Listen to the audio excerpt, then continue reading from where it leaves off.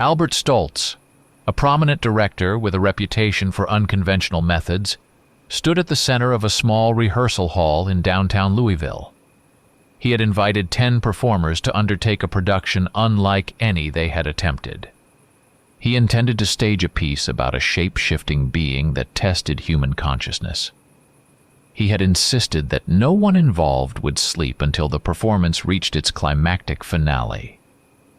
His manner was direct, and his gaze wavered. Stefan Meyer, a 30-year-old actor with off-Broadway experience, listened to Stoltz's instructions with a mixture of curiosity and apprehension. He had accepted the invitation because the director's name carried weight in avant-garde circles. Stefan had no idea what levels of physical strain this experiment would require. He only knew that Stoltz had promised a transformative immersion in the psyche of a character who believed he was part human, part beast. That promise deeply intrigued him. Stoltz addressed the actors. "We will abandon sleep to capture the truest essence of disturbance. We will explore every corner of our minds. We will break through barriers that constrain standard theater. Anyone unwilling to endure discomfort may leave now." Nobody moved. Stefan noticed unease in the group. He observed a woman named Jennifer adjusting her posture, while a veteran performer named Clark muttered instructions to himself. Stoltz nodded and began the session. He exhaled. The production's theme revolved around a figure called the Psych Werewolf, a disturbed individual who believed that a savage force existed in his body. Stoltz required each actor to adopt a role tied to that main concept. He created tasks designed to provoke strong emotion. The ensemble would rehearse for many hours without pause. The director insisted that lack of sleep would magnify raw expression, enabling them to portray the idea accurately. He offered no compromises. Stefan studied the script and discovered the absence of a conventional plot. Scenes were fragmented, often consisting of sparse lines or suggestions for aggressive improvisation. The Psych Werewolf dominated each segment of text. Stoltz wanted impulsive behavior, so he left major developments unwritten. Participants were encouraged to shape their own conflicts as fatigue eroded their self-control.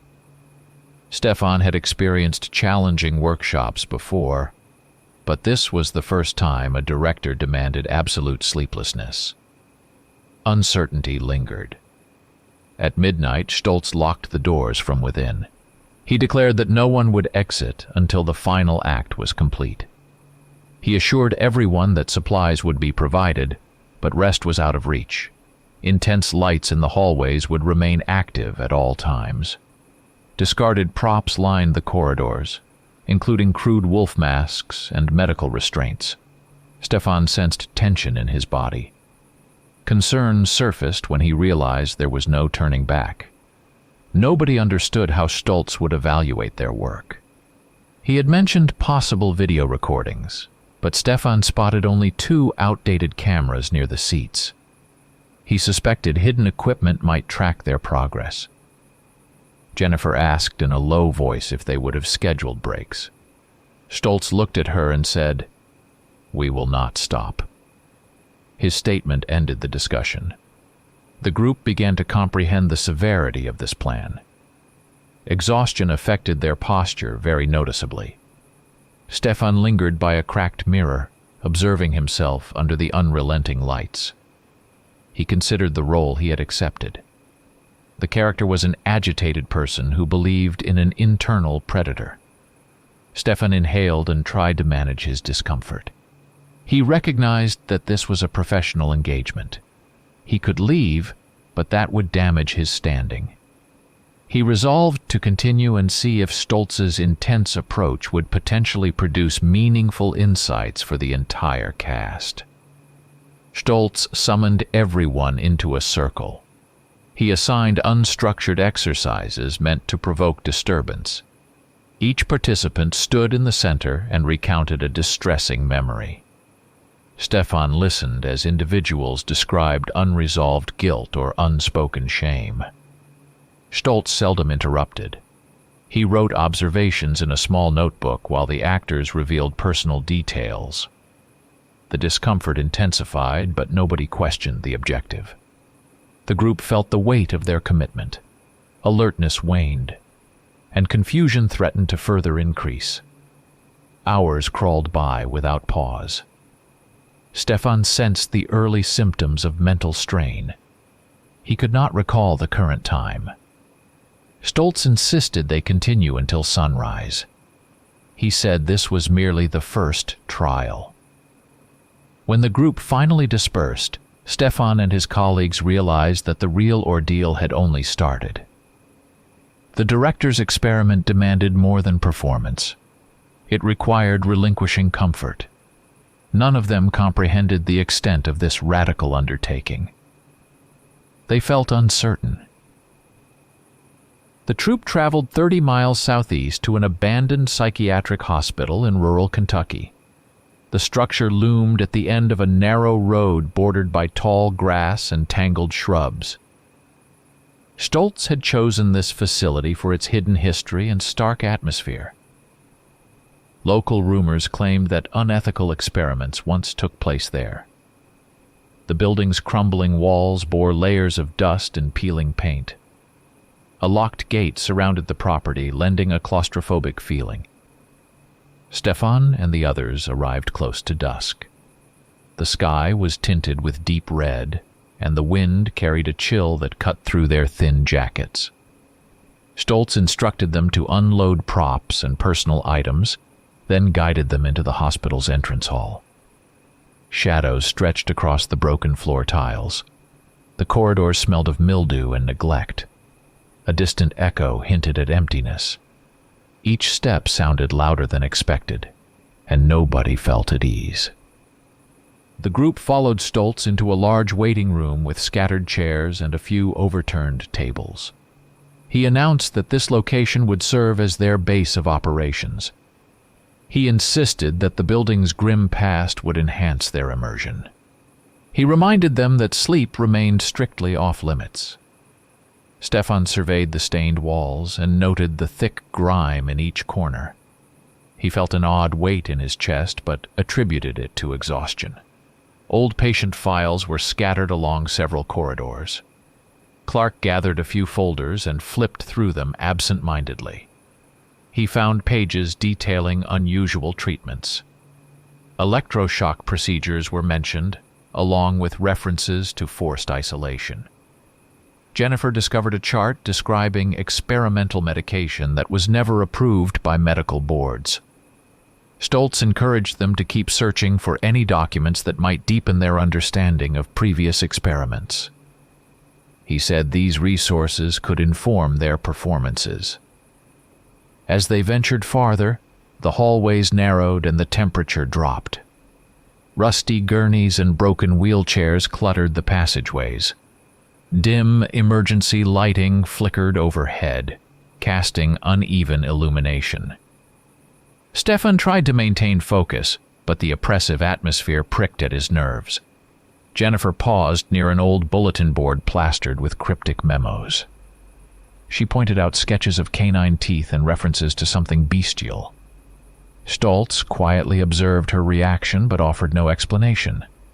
The production's objective remained consistent: transform the actors into desperate individuals on the edge of sanity, convinced that a monstrous presence inhabited their minds.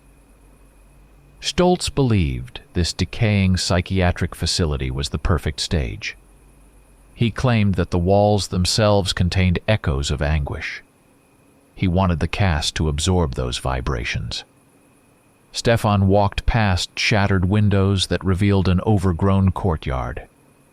The view unsettled him, but he reminded himself to stay composed. When night fell completely, the group established a makeshift rehearsal area in a former common room with scuffed linoleum floors. A single functional generator powered the corridor lights and a few portable lamps. Stoltz had them set up costumes and minimal stage scenery against the chipped walls. Torn curtains hung from bent rods, adding to the sense of neglect. Cold drafts seeped through cracks in the windows. Nobody had eaten properly in many hours. Stoltz called for a quick run-through of improvised scenes.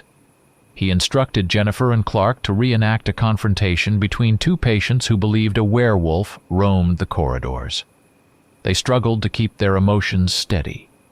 Unsettling noises echoed from distant rooms. Stefan monitored the performance with forced concentration, but his mind drifted. He thought he heard faint growling. He tried to dismiss the possibility, insisting that fatigue distorted his hearing. Anxiety continued to build. Between scenes, Stoltz insisted that they explore additional rooms for inspiration. Stefan found an office with rusted filing cabinets. He opened drawers to discover scraps of research logs describing unauthorized tests. One passage outlined a plan to keep patients awake for extended periods, hoping to break down mental barriers. Another referenced bizarre sightings of wolf-like figures. Stefan felt a pang of unease in his stomach. He considered telling the others, but he hesitated. Returning to the common room, Stefan noticed tension thickening. Clark stared at the darkened doorway, occasionally rubbing his temples. Jennifer paced around the perimeter, stepping over debris. Stoltz looked energized by the oppressive surroundings. He reminded them that complete dedication was essential. The group heard a series of random thuds from somewhere in the facility. Stoltz smiled in a way that offered no reassurance. Stefan tightened his grip on a flashlight, bracing for more strangeness. Stoltz led them to a long corridor lined with boarded-up patient rooms. He spoke calmly, instructing them to settle in for the night. Nobody asked where they were supposed to sleep, because they understood the rule. The director distributed worn blankets and cheap flashlights. He showed them a small supply closet for food and water. Then he informed them that once the generator was switched off, the hospital would be nearly dark until dawn. The sudden blackness seemed to absorb what little courage remained. Stefan and the others felt the overwhelming weight of old suffering that clung to every surface. Distant creaks and sudden drafts toyed with their senses. They recalled Stoltz's warnings about the production's authenticity. They also recalled local rumors that some patients had never truly left. Without rest, each actor's grip on reality would weaken. Nobody knew how the night would pass in that place. The decision to deprive themselves of rest began to show immediate effects. On the first night in the abandoned clinic, nobody found real relief. Darkness enveloped the corridors after the generator shut down. Weak flashlight beams revealed peeling wallpaper, broken tiles, and cryptic markings left by unknown hands. Stefan tried to keep his pulse steady while listening for any noise. He heard distant rattling, or perhaps scraping, that seemed to move through the building. When the sun finally rose, Stoltz gathered everyone in the moldy waiting room. Gray light filtered through cracked windows, lending a bleak color to the dust motes drifting in the stale air. Jennifer yawned repeatedly, her eyes unfocused. Clark's voice quivered when he asked if they could have a short break to eat. Stoltz granted them 10 minutes, reminding them that this was an extreme process meant to push human limits. They devoured canned soup in near silence. Stefan noticed the tautness in his own shoulders. He realized he had not blinked enough, causing his vision to blur. He forced himself to breathe slowly, worried that his heart rate felt erratic. Across the room, Jennifer stared into the distance, lips parted as if she were about to speak. Clark fidgeted with the edge of an old medical chart.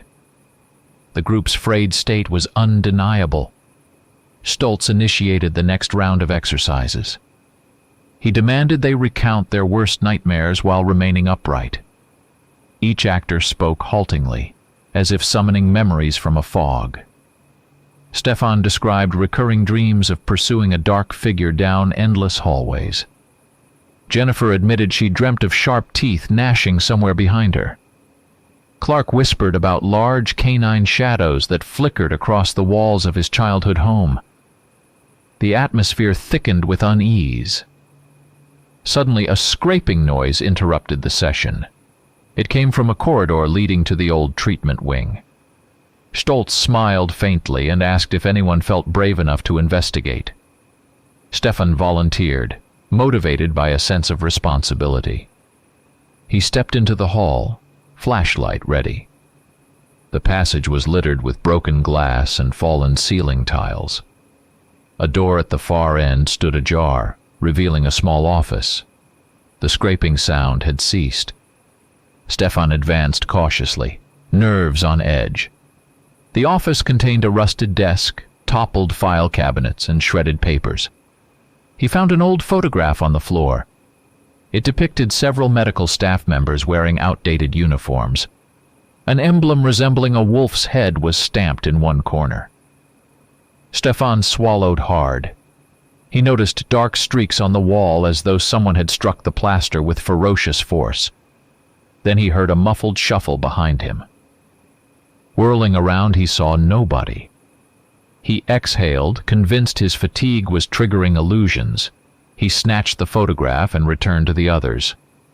Stoltz showed immediate interest, tilting his head as he examined the wolf head symbol. He told Stefan to keep searching for details related to that mark. He suggested it might align with the concept of the psych werewolf. Stefan nodded, uncertain whether to share the feeling of dread gnawing at him. Despite the tense mood, Stoltz insisted they continue scene work. He positioned Clark and Jennifer in the hallway, directing them to recreate an experimental procedure from decades ago. He wanted them to imagine forcing patients to remain awake against their will. Clark's eyes shifted rapidly as though he were losing focus. Jennifer stumbled over her lines, speaking in a strained voice. Stoltz seemed enthralled, writing notes in a small ledger. By mid-afternoon, the actors complained of dizziness. Stefan felt a pounding in his skull. He struggled to differentiate his real anxieties from the illusions creeping in. Stoltz allowed a brief pause for water.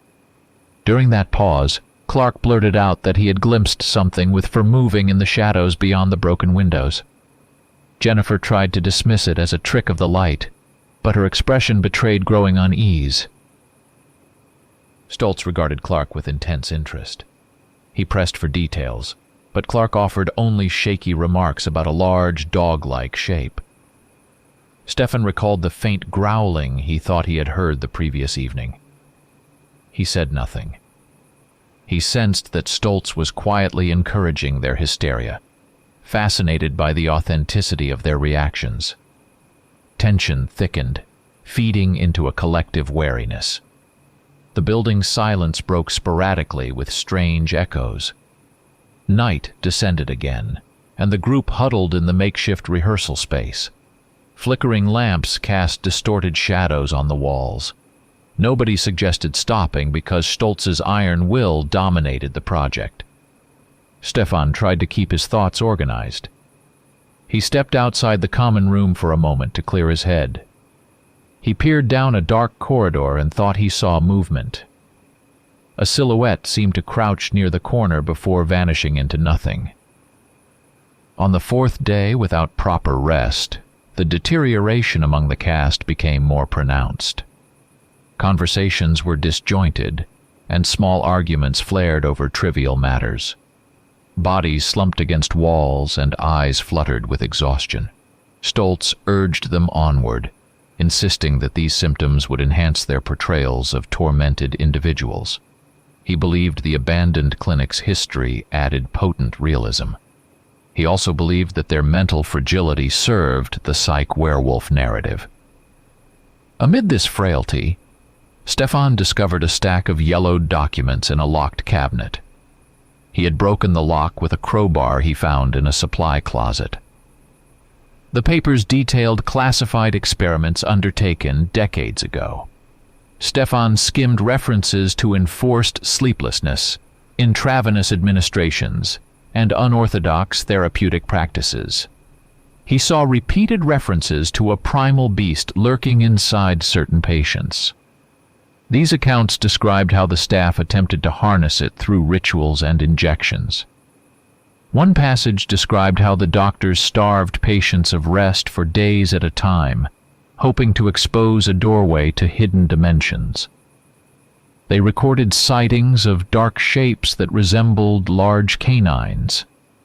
The notes stated that these manifestations became more frequent after certain blood transfusions. Stefan's pulse raced as he realized how closely Stoltz's methods paralleled these old procedures. He sensed that the boundary between performance and actual peril was blurring. He shared the documents with Jennifer and Clark in a cramped hallway near a defunct elevator shaft. Jennifer's hands trembled as she read about staff using ancient folklore to justify blending human and animal blood. Clark seemed fixated on a set of sketches that depicted half-human faces with elongated muzzles. He whispered that he had dreamt of identical faces the previous night. Jennifer tried to speak, but her lips quivered too much to form words. They summoned Stoltz, who arrived with an unsettling calm. He read the pages slowly, nodding in silence. He confessed that he knew some background about the hospital's past. He claimed it supported his theory that exhaustion and fear could unlock new levels of creativity. Jennifer's voice shook as she demanded to know if the experiments had resulted in real danger. Stoltz merely shrugged, stating that genuine risk fueled powerful art. Stefan felt a chill. Despite alarm growing among the group, Stoltz doubled down on his plan. He insisted that the final performance would be revolutionary if they continued to forego sleep. He offered them water, which they drank eagerly, unaware of his hidden motivations. Stefan swallowed a few gulps and felt an unexpected surge of nausea. He wondered if the water tasted slightly metallic. He tried not to overthink, attributing it to the old pipes in the building. Clark, on the other hand, began to tremble uncontrollably. He grabbed Stefan's arm, babbling about hearing guttural snarls echoing through the walls. Jennifer pleaded with Stoltz to let Clark rest, but the director refused. He instructed them to continue rehearsing in a small therapy room near the western wing. The group complied, though their steps were uneven and their eyes glazed with fatigue. Stefan thought he heard faint growling again, but he kept silent. During the rehearsal, Stoltz asked Clark to envision himself as a patient who believed in his own transformation. Clark sank to his knees, gasping for breath. He clawed at the floor, claiming he felt fur under his skin. Jennifer stepped back, her face twisted with alarm. Stefan tried to help Clark stand, but Clark pushed him away. Stoltz watched intently, scribbling notes and occasionally raising his eyebrows with apparent fascination. Clark erupted into frantic screams, pointing to a corner of the room. He insisted he saw an enormous canine presence lurking there. Stefan saw nothing but chipped plaster and flickering light.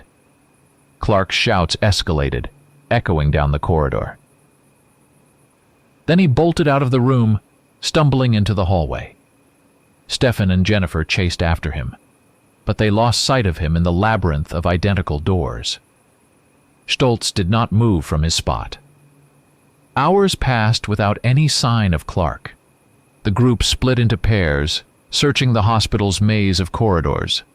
Stefan's flashlight illuminated old cells that stank of mold and urine.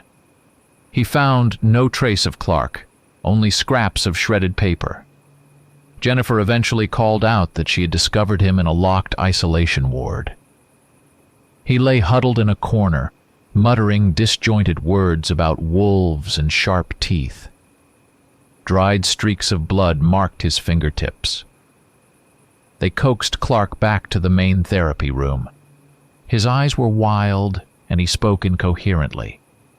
Stoltz observed him for a moment before demanding that they keep moving forward. Stefan and Jennifer shared a look of alarm. Clark's breakdown signaled a dangerous turn, but Stoltz remained uninterested in caution. With mounting dread, Stefan recognized that their experiment was following the same path as the hospital's sinister past. He wondered how many would survive. Tension reached a breaking point on the 5th day of the experiment. Stefan's vision blurred intermittently, and Jennifer complained of headaches and cold sweats. Clark's condition deteriorated most dramatically. He muttered disconnected phrases, occasionally shouting about an enormous dog prowling the corridors. His eyes darted at every sound, and he could not focus on the simplest tasks. Stoltz insisted that Clark's behavior exemplified true immersion, though others viewed it as a serious mental crisis. They gathered in the hospital's decrepit cafeteria, intending to hold a brief rehearsal. The long metal tables were covered in dust, and the overhead lights flickered in irregular patterns. Clark sat on the floor, rocking slightly. Jennifer suggested taking him outside for fresh air, but Stoltz refused, reminding her that isolation within this environment was essential. Stefan's nerves were frayed, and he tried to press Stoltz for a legitimate reason to continue. The director's answer was cryptic.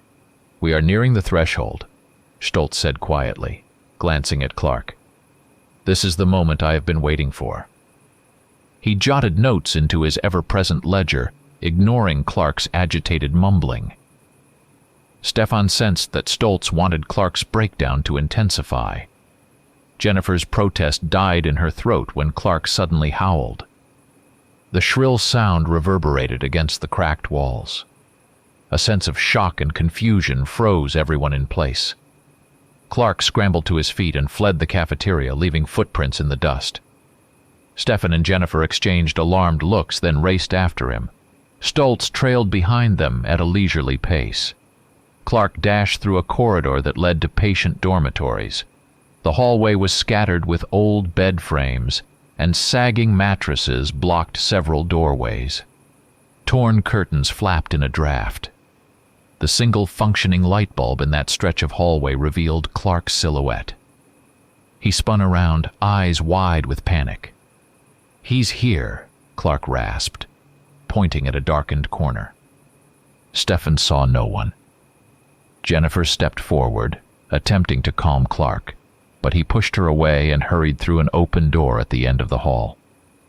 Stefan and Jennifer followed, calling his name. Stoltz hung back, observing them with cold intensity. He carried himself like a man documenting a rare phenomenon. They reached a small patient room with shattered windows and a collapsed cot. Clark stood near a graffiti-covered wall. He pawed at the paint, creating rough images of a wolf's head with wide, menacing jaws. He repeated fractured words about red eyes and unstoppable hunger.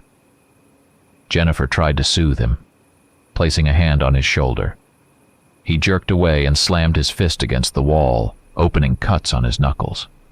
Stefan stepped between them, worried that Clark might lash out. The hallway light flickered again, casting ominous shadows on the graffiti. Clark whimpered, pressing his forehead against the cold bricks. Stoltz's footsteps approached from behind. He brushed past Jennifer, staring at the bloody smears that formed crude lupine images. He seemed transfixed, as if he had found proof of some twisted hypothesis. Stefan confronted Stoltz, voice trembling with pent-up anger. "You want this," Stefan accused, gesturing at Clark's deteriorated state. Stoltz said nothing. He only raised his ledger, scribbling more notes. Jennifer pleaded, "Stop this madness."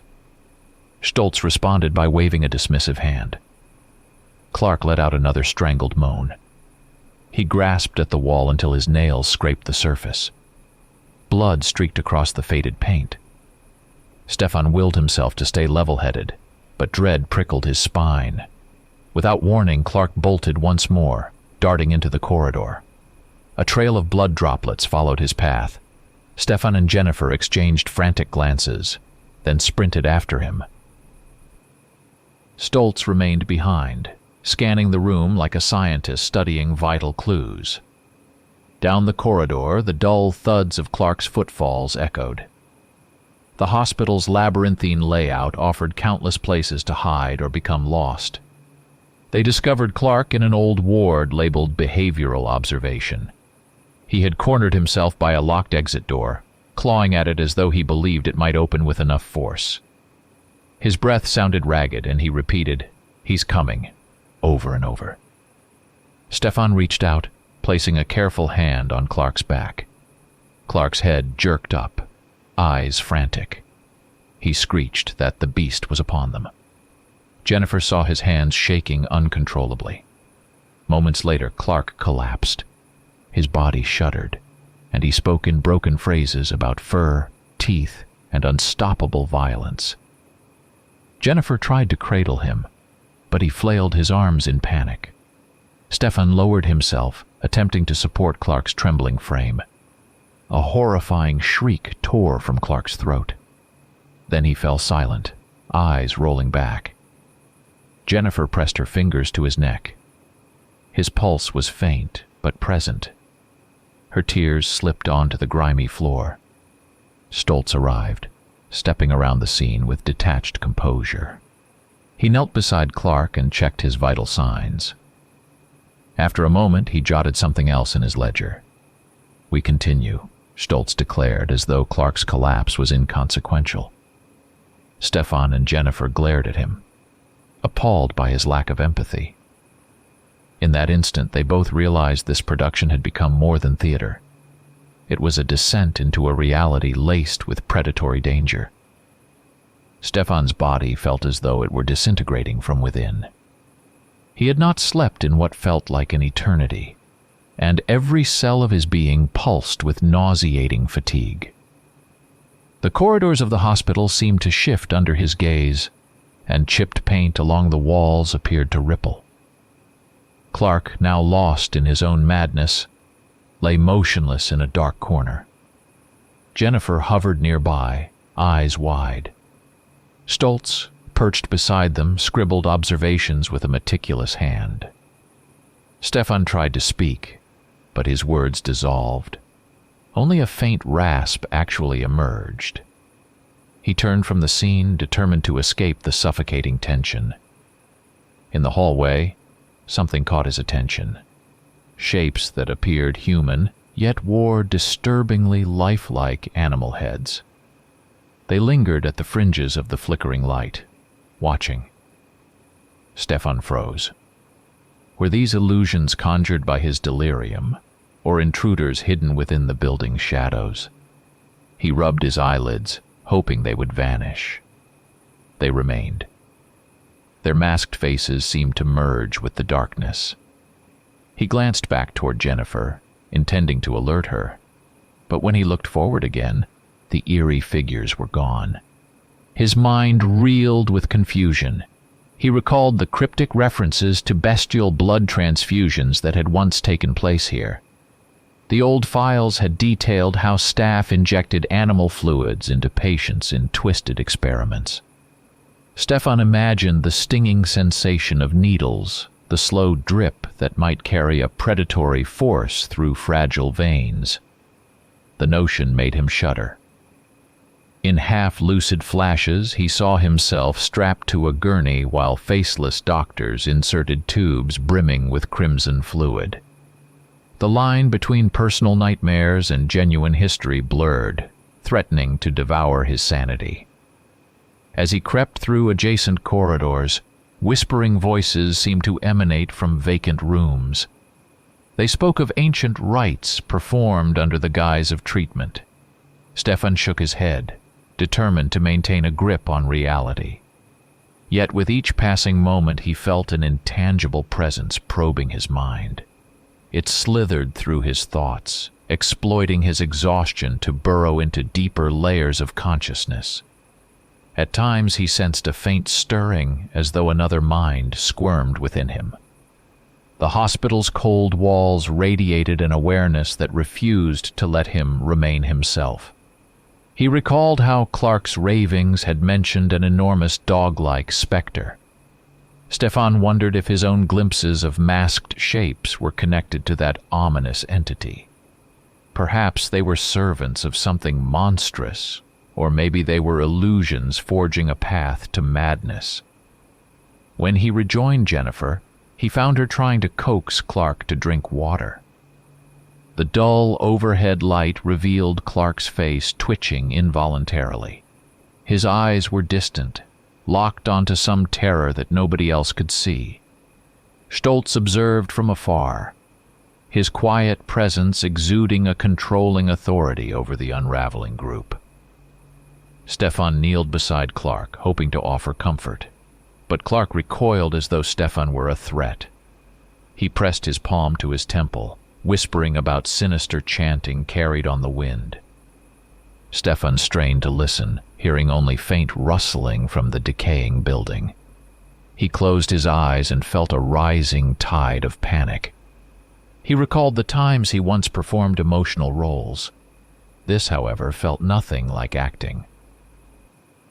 Everything was far too tangible. The sweaty odor of fear, the distant howling, and the swirl of half-seen figures assaulted his senses.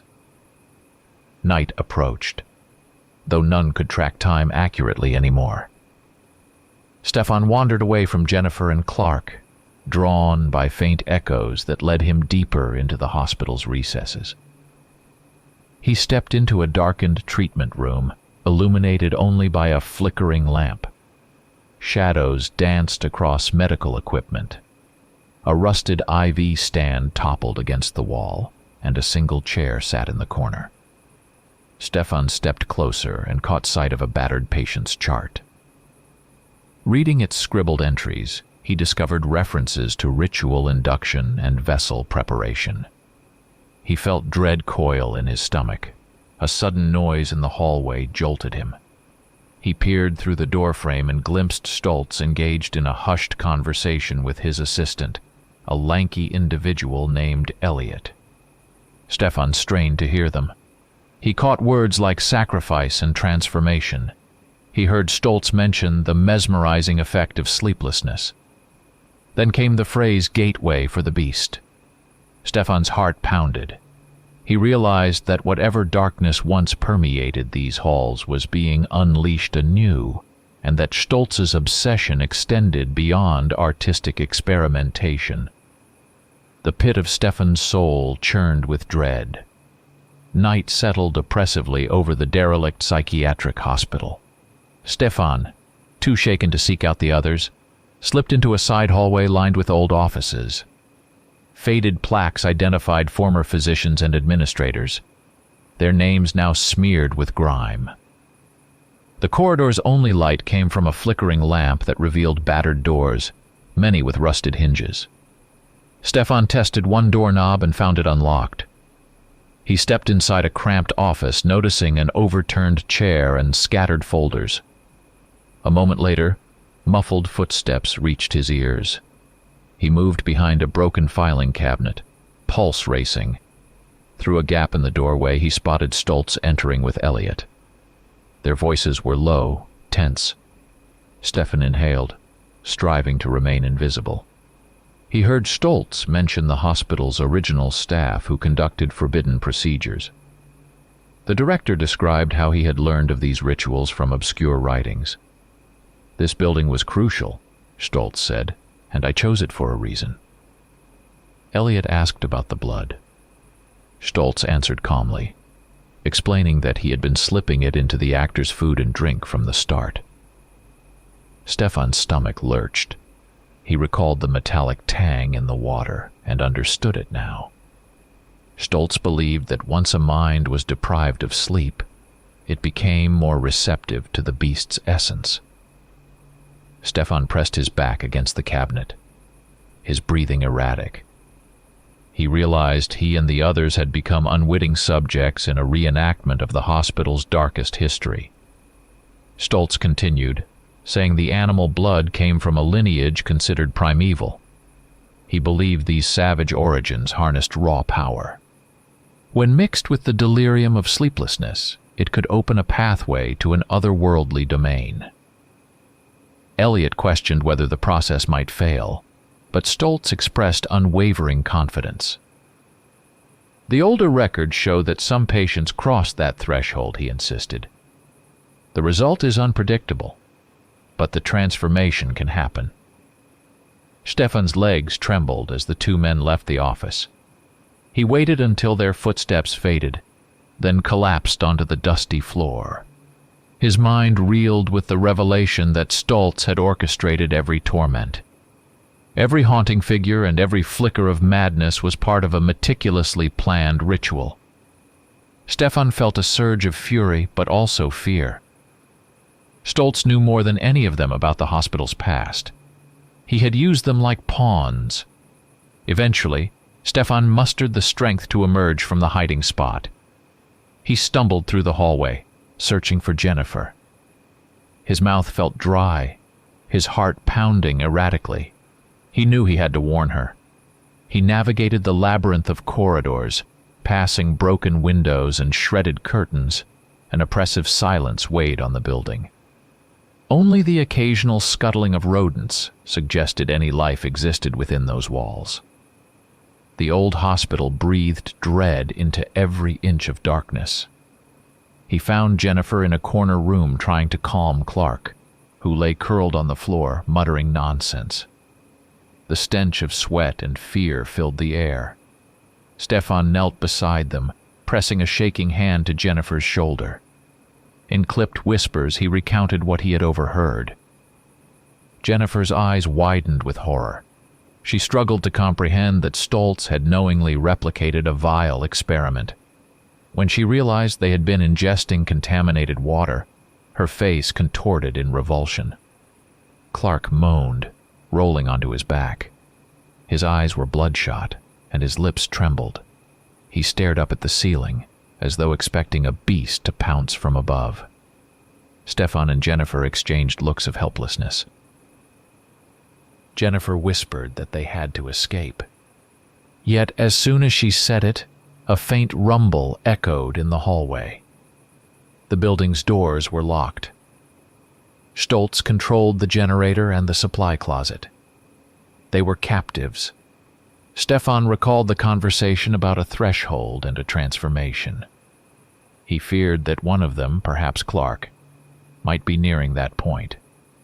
He tried to push away such dreadful thoughts, but couldn't shake the idea that something had begun to stir beneath Clark's ravaged psyche. Jennifer wrapped an arm around Clark, who hardly seemed to register her presence. Stefan struggled with an onslaught of guilt. He had joined this project willingly, never suspecting it might lead to abomination. Suddenly, Clark let out a guttural groan and sat upright. His body twitched, muscles spasming. Jennifer cried out and clung to him, trying to stop him from thrashing. Stefan pressed down on Clark's shoulder, sensing an unnatural strength surging through him. The hospital's corridor lights flickered again, painting a ghastly tableau. Clark's teeth gnashed together as a raspy growl emanated from his throat. For an instant, Stefan thought he saw animalistic fury in Clark's eyes. The next stretch of darkness felt endless. Generators flickered, sending the facility into intermittent shadows that distorted every shape. Jennifer clutched Clark's arm as he jerked and twitched. Stefan searched the surrounding hallways, hoping to find an exit. All doors appeared locked from the outside, windows revealing nothing but impenetrable blackness. He forced himself not to panic, though the hospital's corridors felt like corridors to another realm. Each step echoed hollowly against the tiles. A shrill clang resonated from a distant wing. Stefan tensed, unsure if it was metal falling or something more ominous. He peered around a corner and saw nothing except a flickering strip of fluorescent light. Jennifer helped Clark to his feet, and the trio crept forward, guided by desperation. With every breath, Stefan felt the building's stale air pressing against him like a living organism. In that unnatural hush, he could hear his pulse throbbing. Without warning, shapes flickered at the edges of his vision. He tried to dismiss them as illusions, but they moved with disconcerting agility. They resembled the masked figures he had glimpsed before, bizarre silhouettes with wolfish features. Jennifer whispered to Stefan, asking if he saw something. He hesitated to admit it, but nodded. Clark mumbled unintelligibly, eyes darting around as if following unseen threats. Every inch of Stefan's mind told him that reality was eroding. They stumbled into a wide corridor marked by decaying murals. Images of patients and doctors once adorned the walls, but many sections were defaced with crude symbols, reminiscent of animal paws and howling silhouettes. Stefan felt an overwhelming sense of dislocation, as if they had crossed a threshold into a warped version of the hospital. The floor creaked ominously, and a chill enveloped them. Somewhere in the distance, a low growl vibrated through the air. Clark's breathing grew ragged. He collapsed against a wall, chest heaving. Jennifer knelt beside him, voice trembling as she tried to calm his panic. Stefan scanned the darkened corners for any trace of Stoltz or Elliot. Nothing stirred except the strange shadows flickering beyond the failing lights. Clark muttered a warning about the wolf, pointing with a shaking finger down the hall. Stefan strained to see if anything lurked there. The hair on his arms stood upright. A spectral figure slinked into view, seemingly part man and part beast. Its posture suggested a human outline, yet the features were elongated, reminiscent of a canine muzzle. Jennifer stifled a scream, and Clark pressed himself against the wall in terror. Stefan refused to blink, convinced this was a hallucination. The figure drifted across the corridor with unnatural silence, then vanished as a set of overhead lights shorted out. Dread thickened in the gloom. Jennifer struggled to help Clark stand again, whispering that they had to keep moving. Stefan led the way, listening to every minor sound. They passed a row of padded cells, the doors bearing scratch marks that hinted at past horrors. A faint hiss of air seeped through the cracks. At one point, they heard footsteps behind them. Stefan whirled around, shining his flashlight, but found only emptiness. The entire environment radiated a sense of shifting reality. Suddenly, translucent silhouettes flickered at the edges of their vision. Stefan realized he was seeing the faint forms of former patients. The apparitions wandered aimlessly, clothed in tattered gowns. Their mouths moved silently, eyes reflecting despair. One glided straight through a wall, carrying an expression of longing. Clark gasped, and Jennifer's face turned white.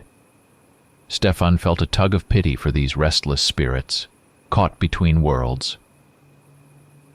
Their presence confirmed how deeply illusions had entwined with truth.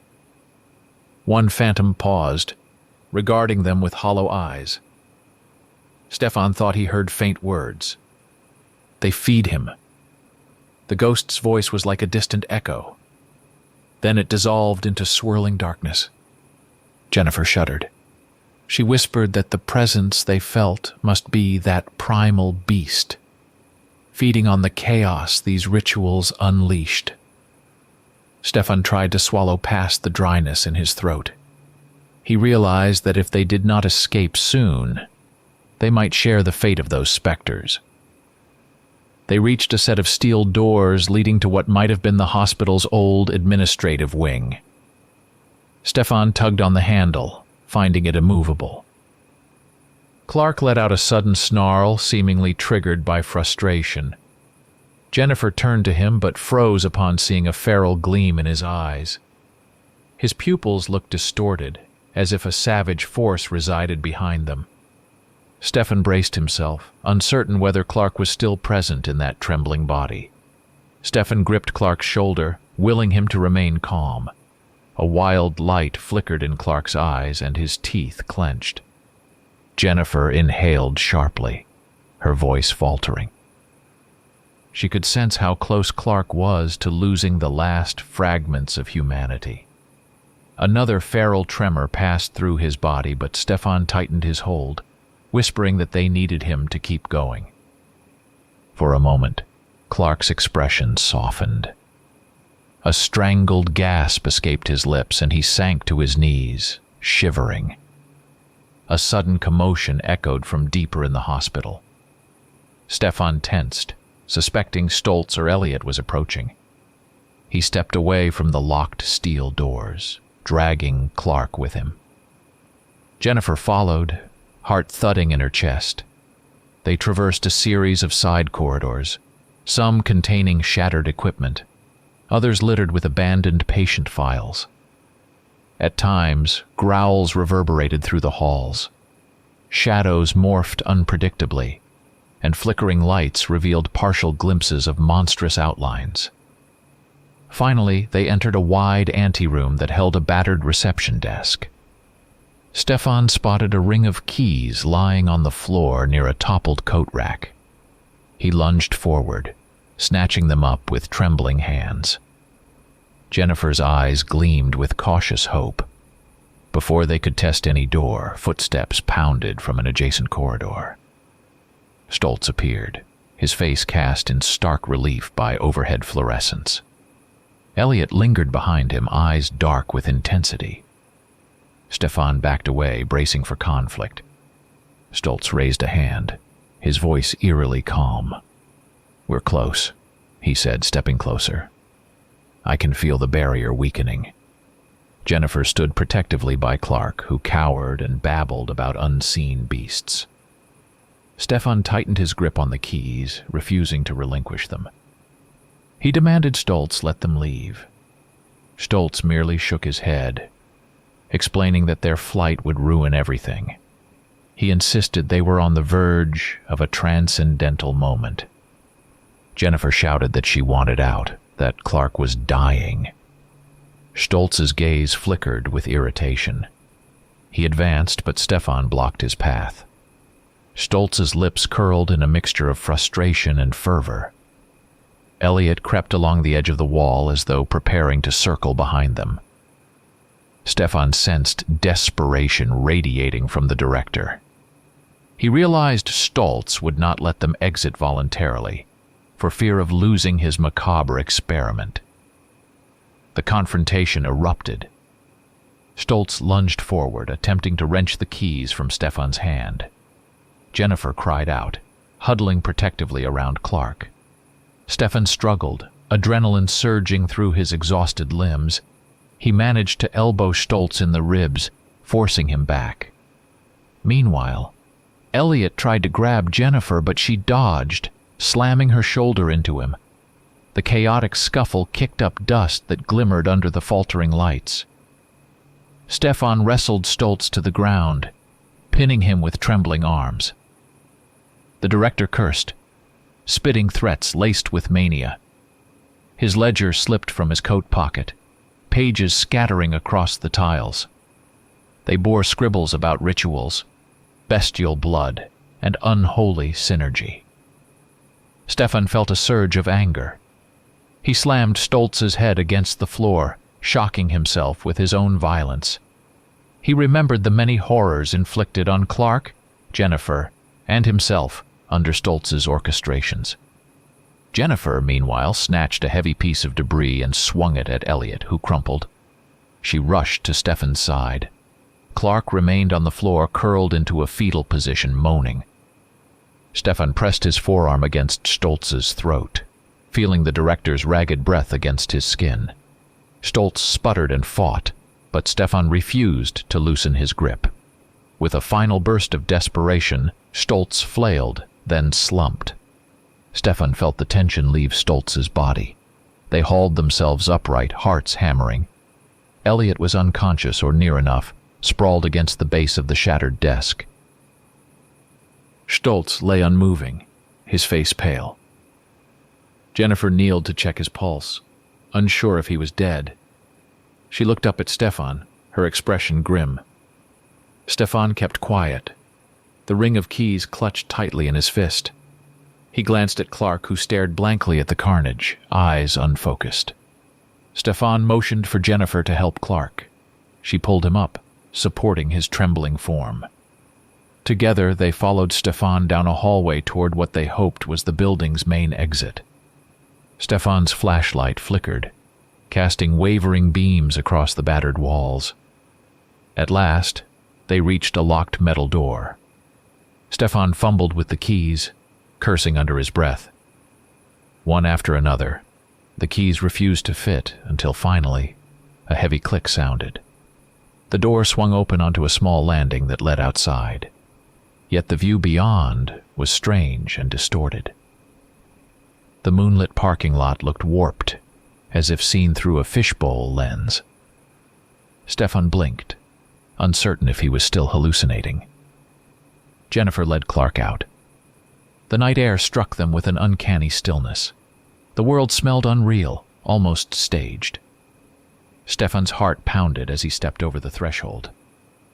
He wondered if this escape was genuine or an extension of the nightmare.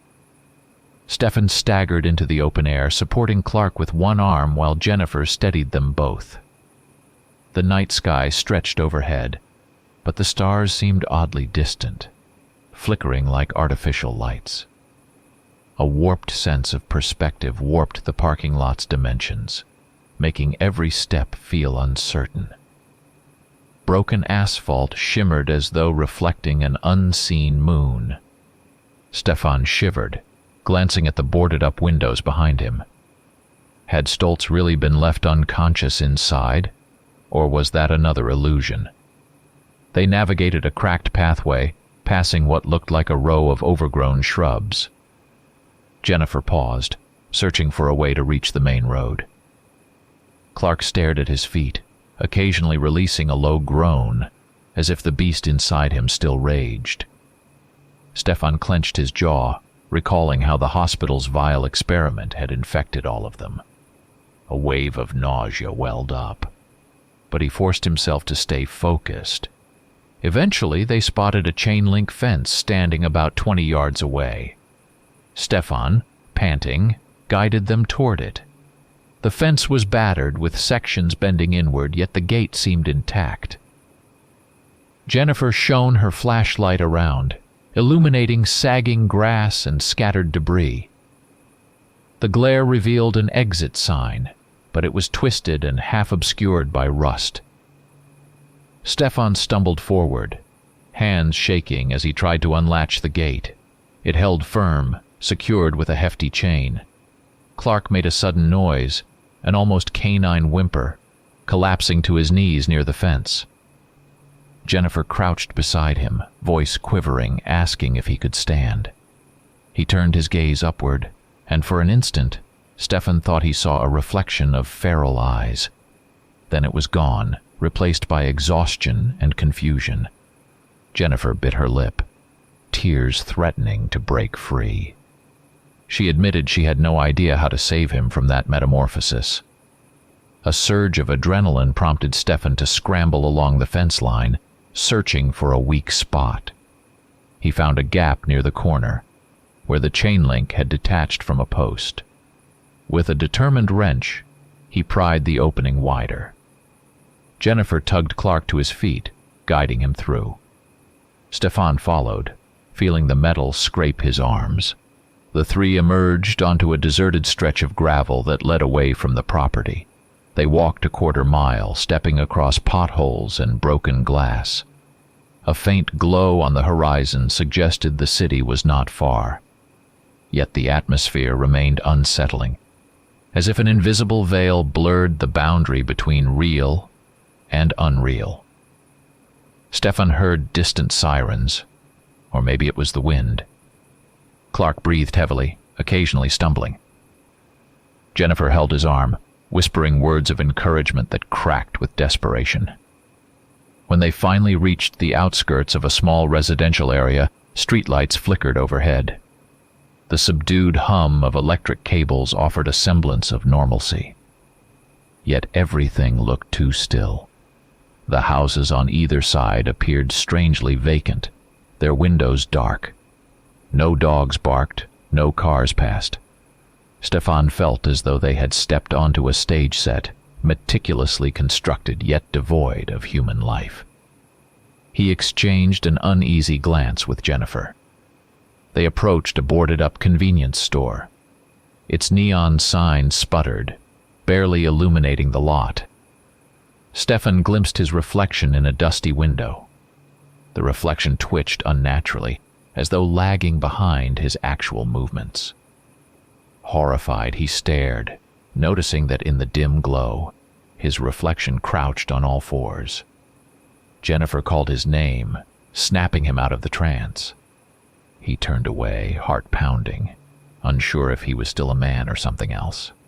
Clark let out a ragged cough, nearly collapsing again. Jennifer suggested they rest, but Stefan refused. He feared that stopping would let the nightmares overtake them. They pressed on, ignoring the sense of unreality that stained every corner. Eventually, they came upon a shuttered gas station. A single newspaper vending machine stood outside, dusty and jammed, but still displaying a front page. Jennifer peered at it through the haze of filth. The headline mentioned brutal killings in the Louisville area, attributed to an unidentified wild predator. Photographs showed twisted bodies and claw marks. Stefan felt his stomach churn. A smaller article mentioned missing theater performers linked to a controversial director, Albert Stoltz. Jennifer let out a trembling gasp. She turned to Stefan, eyes reflecting terror. They realized that other cast members might have been found dead, or perhaps they were still roaming in monstrous forms. Clark sank onto the curb, head in his hands. He shivered, voice faint as he repeated that he could not sleep. Stefan placed a hand on Clark's shoulder, uncertain whether it was an act of comfort or a futile gesture. Jennifer stood nearby, gazing at the deserted street with haunted eyes. A feeling of utter dislocation consumed them. Stefan realized he had no answers. He saw no future, only a shapeless horizon stretching into dreadful possibilities. Much later, Stefan arrived at his small apartment alone. The memory of that journey remained foggy, punctuated by fleeting images of highways and vacant stairs. Jennifer had vanished at some point, or he had lost her along the way. He could not remember. Now he stood in front of a mirror, staring at his haggard face. He could not sleep. His reflection contorted, muzzle forming where his mouth should be. A guttural growl sounded in his head. Then it turned away and disappeared. He watched, powerless to stop it.